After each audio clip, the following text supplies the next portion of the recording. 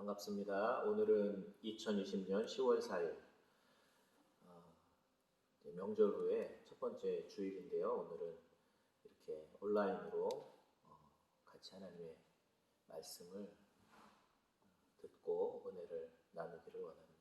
기도하시겠습니다. 주님, 은혜를 감사드립니다. 어려운 시기 가운데서도 지켜주시고 몸과 마음과 영혼을 다하여 하나님 앞에 예배하기 원하는 우리 은혜교회 성도님들을 붙잡아 주시고 도와주시어서 그들이 영과 진리로 하나님 앞에 예배하는 이 한 시간 되게 하여 주옵소서. 사랑 많으신 주 예수 그리스도의 이름으로 기도 올리옵나이다. 아멘. 오늘 하나님께서 우리에게 주시는 말씀은 마태복음 21장 33절로 46절까지의 말씀입니다. 받들어 읽을 때 하나님의 음성을 다 함께 들으십시다. 다른 한 비유를 들으라. 한 집 주인이 포도원을 만들어 산 울타리로 두르고 거기에 즙자는 틀을 만들고 망대를 짓고 농부들에게 새로 주고 타국에 갔더니 열매 거둘 때가 가까우매 그 열매를 받으려고 자기 종들을 농부들에게 보내니 농부들이 종들을 잡아 하나는 심히 때리고 하나는 죽이고 하나는 돌로 쳤거늘 다시 다른 종들을 처음보다 많이 보내니 그들에게도 그렇게 하였는지라. 후에 자기 아들을 보내며 이르되 그들이 내 아들은 존대하리라 하였더니 농부들이 그 아들을 보고 서로 말하되 이는 상속자니 자 죽이고 그의 유산을 차지하자 하고 이에 잡아 포도원 밖에 내쫓아 죽였느니라. 그러면 포도원 주인이 올 때 그 농부들을 어떻게 하겠느냐. 그들이 말하되 그 악한 자들을 진멸하고 포도원은 제때 열매를 바칠 만한 다른 농부들에게 새로 줄지니이다. 예수께서 이르시되 너희가 성경에 건축자들이 버린 돌이 모퉁이의 머릿돌이 되었나니 이것은 주로 말미암아 된 것이요 우리 눈에 기이하도다 함을 읽어본 일이 없느냐. 그러므로 내가 너희에게 이르노니 하나님의 나라를 너희는 빼앗기고 그 나라에 열매 맺는 백성이 받으리라. 이 돌 위에 떨어지는 자는 깨지겠고 이 돌이 사람 위에 떨어지면 그를 가루로 만들어 흩으리라 하시니 대제사장들과 바리새인들이 예수의 비유를 듣고 자기들을 가리켜 말씀하심인 줄 알고 잡고자 하나 무리를 무서워하니 이는 그들이 예수를 선지자로 알미었더라. 아멘. 오늘은 이 본문으로 열매 맺는 백성이라는 제목으로 함께 은혜를 나누기로 합니다. 33절입니다. 다른 한 비유를 들으라. 그러면 이제 그 앞에 것과 이어져 있는 것을 우리가 생각할 수 있겠죠. 앞의 내용은 28절입니다. 그러나 너희 생각에는 어떠하냐? 어떤 사람에게 두 아들이 있는데 맏아들에게 가서 이르되 오늘 포도원에 가서 일하라 하니 대답하여 이르되 아버지 가겠나이다 하더니 가지 아니하니 둘째 아들에게 가서 또 그와 같이 말하니 대답하여 이르되 실소이라 하다가 하였다가 그 후에 뉘우치고 갔으니 그 둘 중의 누가 아버지의 뜻대로 하였느냐 하는 질문에 또 대답에 이어지는 오늘 본문 내용임을 알 수가 있습니다. 그 앞에서 말하는 것은 이제 농사하는 것이 다 싫다는 거죠. 농사하는 것은 힘들고 땀나고 고생스러운 일이기 때문에 다 싫어합니다. 그러나 큰 아들은 말은 번지르르하게 하고 이제 안 갔고 또 둘째 아들은 싫습니다 했는데 나중에 갔다 이렇게 말하는 내용 뒤에 오는 내용이 바로 오늘 본문이라는 것이죠. 농사는 우리에게 창세기 3장 말씀해 보시면 이제 벌로 부과된 것입니다. 우리는 벌 하면은 왠지 다 싫다고 생각하죠. 그러나 우리 선생님께서 학생들을 벌 주실 때 뭐라고 하죠? 너 뒤에 나가서 손 들고 서 있어라. 그렇죠? 손 들고 서 있어라. 은영이한테도 손 들고 서 있어라 그러나요? 요즘은 그런 거 안 해요?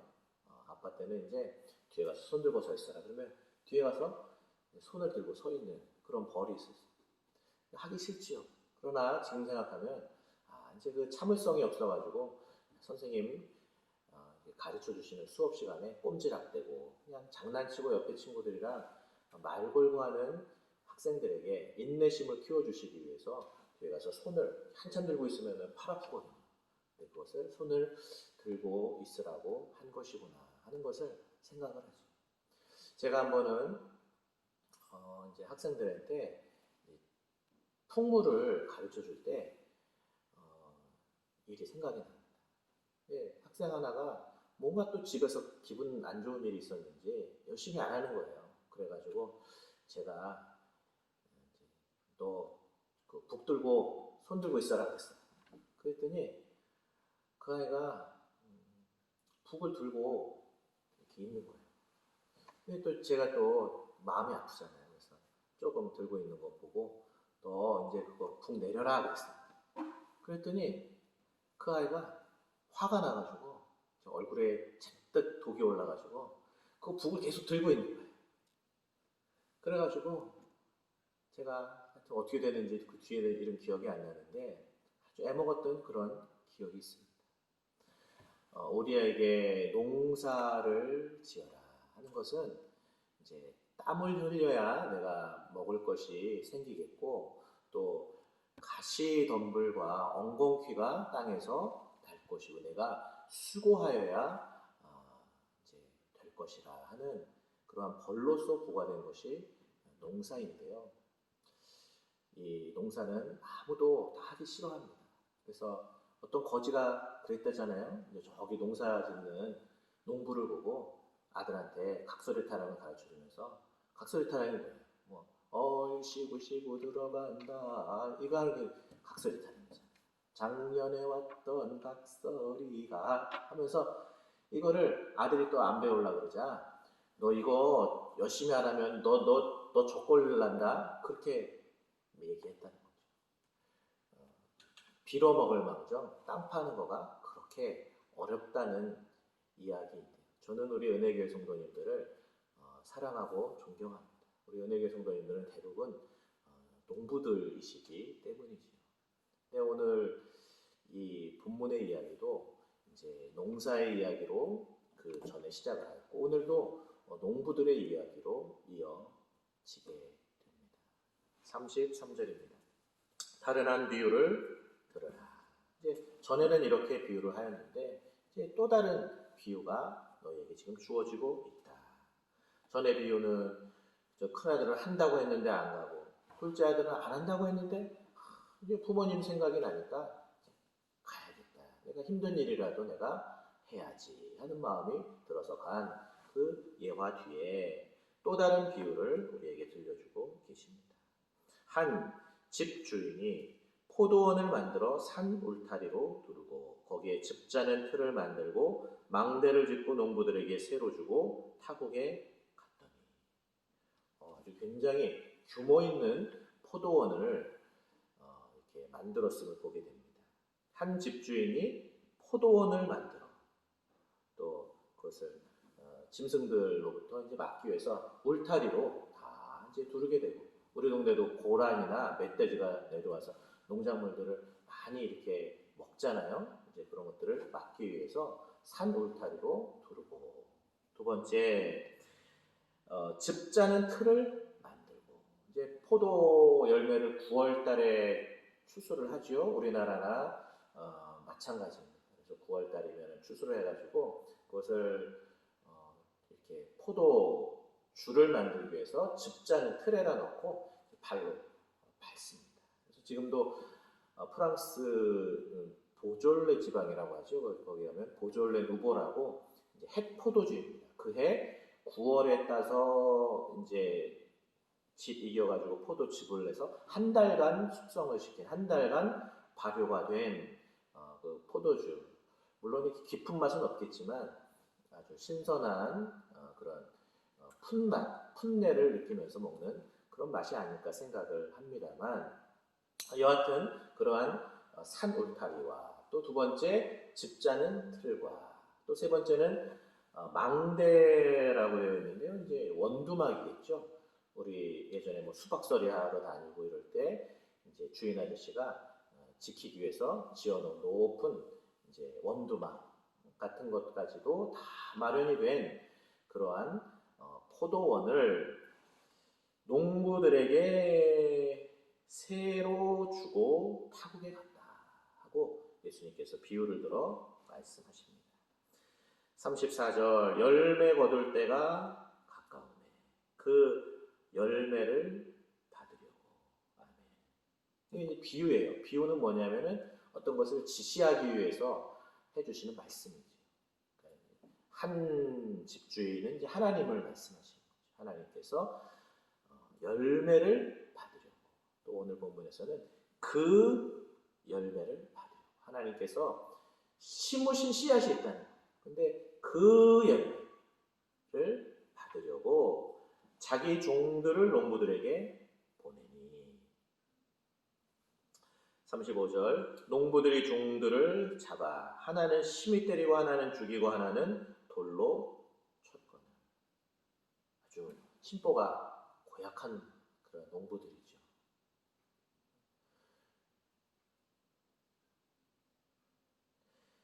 36절 다시 다른 종들을 처음보다 많이 보내니 그들에게도 그렇게 하였는지라.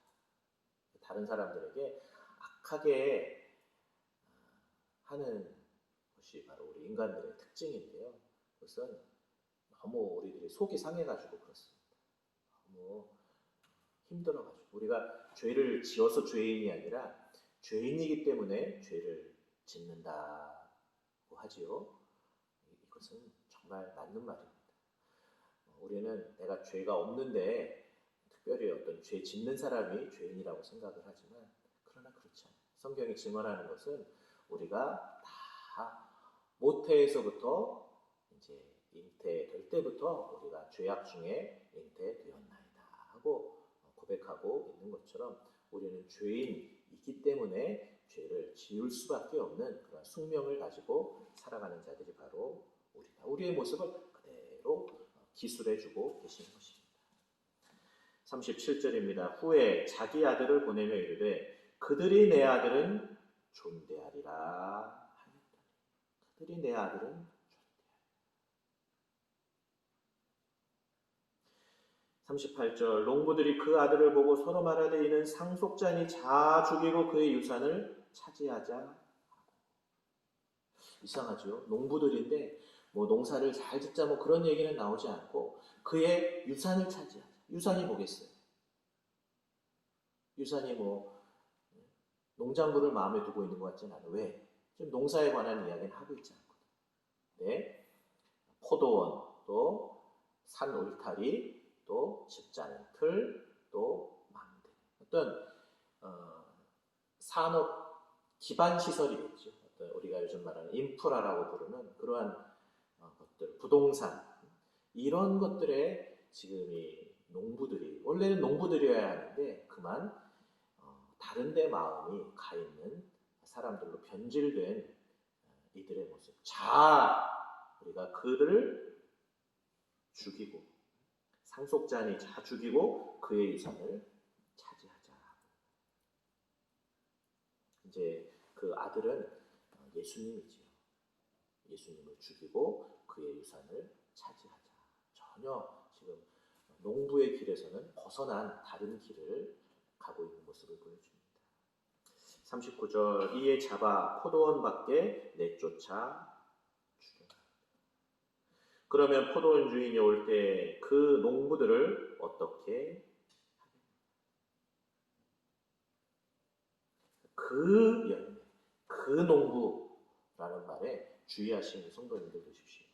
어떤 하나의 열매가 아니라 그 열매, 주님께서 바라시고 심으셨던 그 열매, 또 예수님을 죽이고 선지자들을 죽인 그 농부, 과연 누구이고 무엇인지 말씀을 통해 드러나게 해주시기를 바랍니다. 41절 그들이 말하되 그 악한 자들을 진멸하고 포도원은 제때 열매를 바칠 만한 다른 농부들에게 새로 줄지니라. 아주 제가 한번 맞춰보겠습니다 하고 신이 나서 지금 말을 하고 있는 거예요. 우리는 뭐 퀴즈 맞추는 건 아주 좋아합니다. 틀리는 건 아주 안 좋아하고 맞추는 거. 내가 그만큼 똑똑하다, 능력이 있다. 이거를 이제 확인하고 싶은 거예요. 그래서 지금 이 서기관과 대제사장들과 백성의 장로들이 지금 이게 무슨 퀴즈 맞추듯이 예수님의 이야기에 또 쏙 빠진 거예요. 예수님께서 이야기를 재밌게 하시니까 그 전에 분명히 지금 그 전에 예에서 첫째 아들이 예하고 안 한 아들이 바로 너네들이고 세리와 창녀들은 둘째 아들이어서 안 한다고 했는데 한 아들이 바로 그 사람들이라는 이야기를 듣고 야단을 맞았음에도 불구하고 금방 그거를 잊어버리고 또 퀴즈 맞추기 놀이를 하고 있는 모습을 보게 됩니다. 42절 예수께서 이르시되 너희가 성경에 건축자들이 버린 돌이 모퉁이의 머릿돌이 되었나니 이것은 주로 말미암아 된 것이요 우리 눈에 기이하도다 함을 읽어본 일이 없느냐.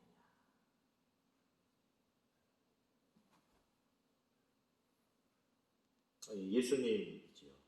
예수님을 건축자들이 버렸다. 이사야서에 나오는 말씀인데요. 버린 돌이 모퉁이의 머릿돌이 되었나니 이것은 주로 말미암아 된 것이요 우리의 눈에 기이하도다 함을 읽어본 일이 없느냐. 그러므로 내가 너희에게 이르노니 하나님의 나라를 너희는 빼앗기고 그 나라의 열매에 맺는 백성이 받으리라. 아멘. 오늘 설교 제목은 열매 맺는 백성입니다. 그러나 보다 더 정확하게 이야기를 하면 그 나라의 열매 맺는 백성이라고 해야 할 것이지요. 하나님의 나라를 겉모양으로는 취득하기를 원했지만 또 인프라로는 갖기를 원했지만 거기에서 하나님의 진심을 헤아리지 못하고 하나님께서 나를 야단치시는 거에만 서운해가지고 하나님 앞에 이렇게 어린이 이렇게 학생들도 너 뒤에 와서 손 들고 있어 하면은 정직한 애들은 선생님이 보나 안 보나 손을 이렇게 들고 있죠. 그러나 조금만 똘똘한 애들은 손을 들고 있다가 선생님이 칠판에 뭐 쓰시려고 이렇게 돌아보시면 손을 또 내렸다. 그것도 이제 선생님 뒤를 돌아보면 또 손을 올렸다. 이제 그렇게 벌을 받고 하는 사람들. 다시 말해서 하나님의 나라의 생명을 농사하는 것이 얼마나 어려운 일인지 생명나무 열매를 따먹으면은 죄진 상태로 영원히 살다가 선악과로부터 분리하여서 생명나무 열매를 따로 두시고 그리고 선악과를 따먹은 이들이 끝내 인내로 알아야 하는 하나님의 마음 알기를 거부하고 그리고 하나님에 대해서 오해하고 그리고 자기들이 계속 안 좋은 것만 심는 것입니다. 그래서 생명의 열매에 관심 있는 것이 아니라 그냥 손쉽게 할 수 있는 그래서 나도 하나님처럼 돼서 이렇게 다른 사람 부려서 포도원에 넣어가지고 이렇게 하면 내가 열매를 받아야지 그런 생각으로 정말 쉽게 넘어가 버리는 인간의 이런 오염된 지혜를 하나님께서 지금 나무라고 계시는 것이 아니겠습니까? 그 나라의 열매 맺는 백성이 받으리라. 아멘. 저는 우리 은혜교회 성도님들 다 이렇게 정직하게 하나님 앞에 벌을 잘 받고 계신 농부들이어서 저는 감사하고 그리고 저도 우리 성도님들 본받아서 이렇게 농사를 조금이나마 흉내를 내고 있습니다만 우리 사랑하는 성도님들 그렇다고 농사를 또 너무 이렇게 미화하면 안 돼요. 그것은 그래서 무슨 뭐 생태주의 어느새 예수님은 빠져버리고 흙이 소중하다고 생명이 소중하다고 예수님 얘기는 빠져버리는 것도 그것도 이제 손가락으로 가리키는 것이 바로 예수님을 가리키는 것인데 이 농사라는 거에 또 매몰되어 가지고 예수님을 놓쳐버리는 것조차도 이제 큰 실수겠고 또 한쪽으로는 또 이 농사는 잃어버리고 또 이 세상에서 그냥 이거를 이용을 해가지고 또 다른 이런 장사를 이제 하는 그런 삶을 살고자 하는 그건 역시도 어려운 것이겠죠. 그래서 우리가 좌로나 우로나 치우치지 아니하고 그 나라의 열매 맺는 백성으로 하나님께로 직진해 갈 수 있는 벌을 잘 받으시는 그런 저와 우리 성도님들. 이 벌이라는 거는 나쁜 거가 없어요. 그래서 그 열매를 하나님이 받기를 원하신다. 우리는 하나님 뭔가 요구하신다고 생각해요. 맞아, 요구하시는데 하나님은 늘 주시는 것만 요구하시지 안 주신 것을 요구하지 않으세요. 그래서 디맨드하는 분이 아니라 서플라이하는 분, 우리에게 모르는 늘 공급해 주시는 것 분으로 새 힘을 받으시고 하나님에 대한 좋은 이해를 가지신 우리 성도님들 되시기를 바라요. 우리 하나님은 따라합시다. 좋으신 분입니다. 따라해요. 좋으신 분입니다. 좋으신 분입니다. 아멘. 하나님은 좋으신 분이에요. 우리가 여기에서부터 오해하기 시작하면 모든 것이 다 꼬여집니다. 그러나 하나님은 좋으신 나의 아버지이십니다. 이렇게 시작을 하면은 모든 것이 잘 풀려가기 시작을 하는 거예요. 하나님께서 우리에게 열매 받기를 원하신다 하는 것처럼 좋은 말이 없어요. 그리고 이것은 뭐 내가 수작을 부려가지고 어떻게 뭐 조작한 열매를 하나님께 드리라는 것이 아니라 그 열매, 또 그 나라의 열매, 이것을 받으시길 기뻐하신다는 건데요. 우리 하나님은 얼마나 엄유하신 하나님이시냐면 그 포도나무로 예수님을 주셨어요. 그래서 포도나무에 이제 가지된 이제 우리들이 되어서 거기에 포도 열매들이 주렁주렁 메어 달리게 하셨는데요. 그 나라의 열매 뭐겠어요? 예수님 믿고 이제 예수님이 공급해 주시는 것으로 이제 살아가는 이제 좁은 길로 걸어가는 그 길이 그 나라의 열매가 아닐까요? 근데 이것을 오해하게 되면 아까 본 것처럼 뭐 생태주의로 뭐 빠진다든지 아니면은 농업을 천히 여기는 쪽으로 빠진다든지 이렇게 되면은 그 돌 위에 떨어지면 다 뭐든지 다 예수님을 얘기는 해요. 그러나 예수님이 정확하게 원하시는 것이 무엇인지 그것을 알지 못하면 예수님이 디딤돌이 되어서 하나님께 나아가는 성도들이 되어야 되는데 그만 누구든지 다 예수님이 걸림돌이 되어가지고 하나님께로 가는 길조차 막히게 되는 것 역시도 예수라는 그런 이름으로 인해서 막힐 수도 있다 하는 무서운 것 우리들이 다시 한번 오늘 말씀을 통해서 배우는 것이죠. 45절입니다. 대제사장들과 바리새인들이 예수의 비유를 듣고 자기들을 가리켜 말씀하신 인 줄 알고 여기까지 좋지요. 나를 가리켜서 말씀하시는 거구나. 내가 잘못했다고 말씀하시는 거구나. 이제부터 하나님 뜻대로 내가 살아야지 이렇게 결심한 분들이 누구예요? 이분들이 다윗이 그렇잖아요. 다윗이 사울보다 뭐 그렇게 잘못한 거가 더 큰가요? 사울은 사무엘보다 먼저 본인이 성급하게 하나님 앞에 제사 지냈고 그에 비해 다윗의 죄는 얼마나 더 큽니까?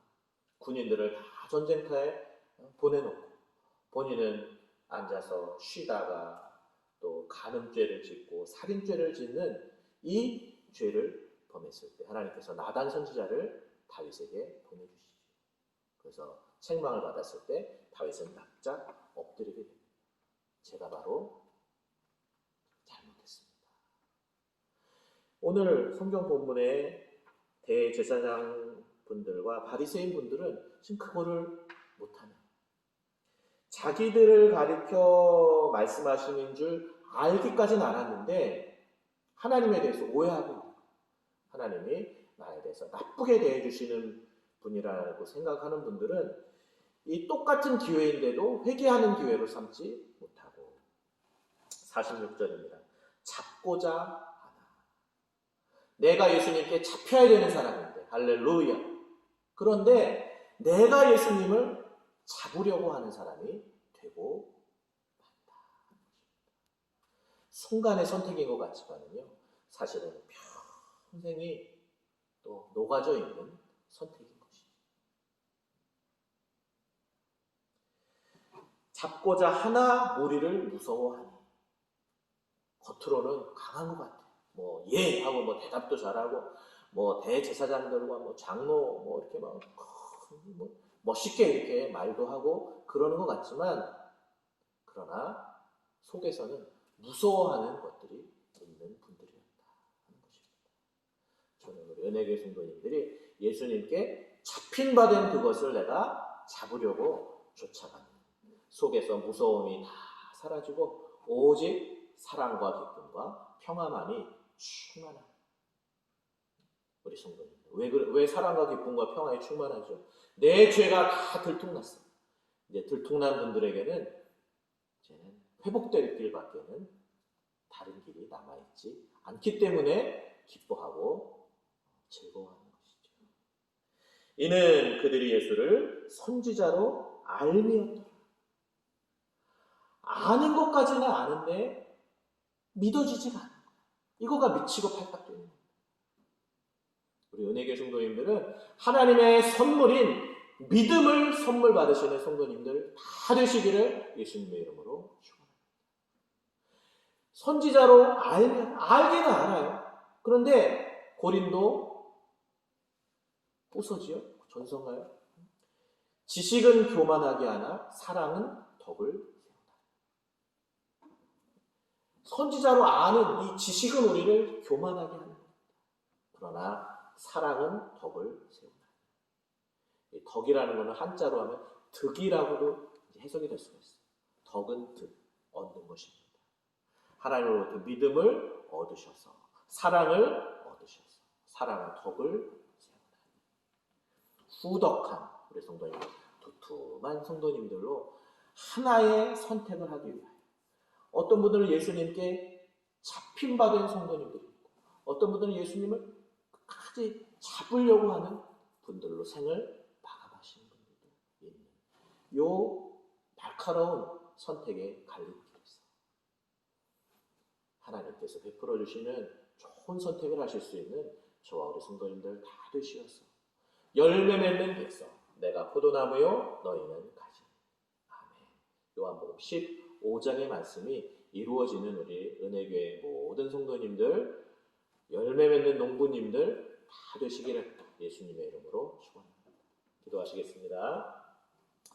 사랑의 주님 감사드리옵나이다. 오늘 마태복음 21장 이하의 말씀을 들려주시오니 이 말씀 듣고 우리들 금방 이렇게 변할 수는 없겠지만 차곡차곡 하나님의 은혜가 채워지는 사람 되게 하여 주시옵소서.